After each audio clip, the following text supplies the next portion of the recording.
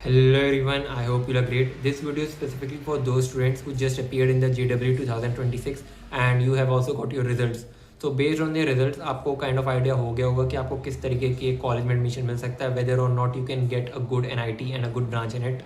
So see if you are really getting a good NIT, अगर आपको NIT मिल रहा है और उसमें भी अच्छी ब्रांच मिल रही है computer science, so then there is no need for you to give the VIT triple exam.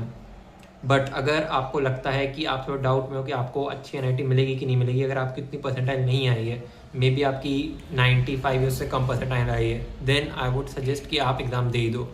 और बाय सेइंग दैट आप एग्ज़ाम दे दो doesn't mean that you have to take admission in VIT, that doesn't mean that. But अगर आप exam दे दोगे तो आपके पास एटलीस्ट एक बैकअप ऑप्शन रहेगा कि अगर आपको कोई अच्छा गवर्नमेंट कॉलेज नहीं मिलता है, so at least you have VIT as a backup. So now if I talk about the VIT college, so the main campus, as you all know, is the Vellore, and there are 3 other campuses in Chennai, Bhopal and Amravati. तो अगर आप VIT triple देते हो और अगर आप उसमें अच्छी रैंक स्कोर करते हो, then you will get the Vellore campus और उसमें भी आपको कंप्यूटर साइंस ब्रांच मिल जाएगी. But to get that you need to really score good rank in the VIT triple exam, because that exam is also competitive. I would say more than 2 lakh people in India and all across the world give that exam. तो वो भी मतलब it is not a piece of cake, like उसमें भी आपको पढ़ना पड़ेगा और आपको अच्छी रैंक लानी चाहिए.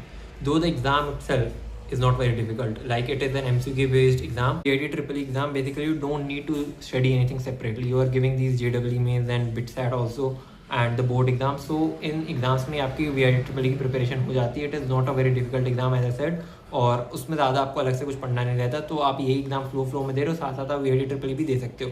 आई वुड से कि आप रजिस्टर कर ही लो, क्योंकि अगर आपकी बहुत ही अच्छी परसेंटाइल नहीं आई है तो आपके पास एक बैकअप प्लान रहेगा. क्योंकि अगर आप अभी रजिस्टर नहीं करते हो then it will be too late, और अगर आप रजिस्टर फिर नहीं कर पाए तो आपके पास फिर और कोई भी ऑप्शन नहीं बचता है. क्योंकि प्राइवेट यूनिवर्सिटीज़ में ज़्यादा तक नाम यही रहता है, एक मणिपाल रहता है, एक VIT रहता है. तो दीज आर द मेन. फिर बाकी में तो डायरेक्ट एडमिशन हो ही जाता है बाकी कॉलेज में, बट जो एग्ज़ाम बेस्ड हैं तो it is better that you give the exam.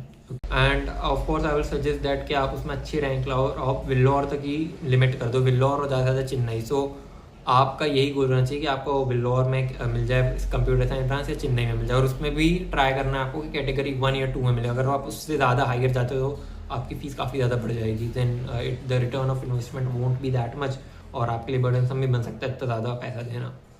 सो अभी तो थोड़ा टाइम है VIT ट्रिपल एग्जाम में. I guess I don't know the exact date, but usually it is like done around May June month में होता है.